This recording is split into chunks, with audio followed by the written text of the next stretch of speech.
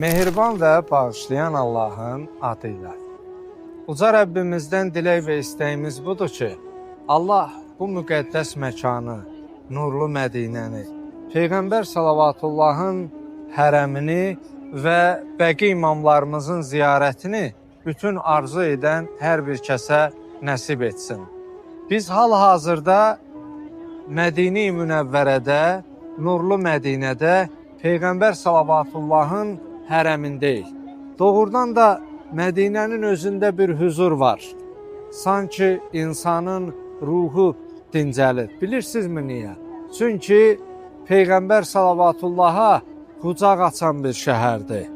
Düşünəndə ki, bu gəzdiyimiz torpaqda rəhmətən lil aləmin, aləmlərə rəhmət olan sonuncu Peyğəmbərimiz qədəm bə qədəm gəzib və o torpağa sən də ayaq qoyursan, bu insanın ruhunu dincəldir və insanı huzura qərq edir.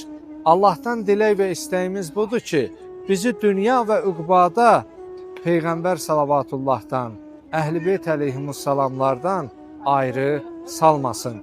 Allah bu nuru yaxından görməyi və bu huzura qərq olmağı bütün arzu edənlərə, intizarını çəkib həsrəti ilə yaşayan hər bir kəsə nəsib etsin.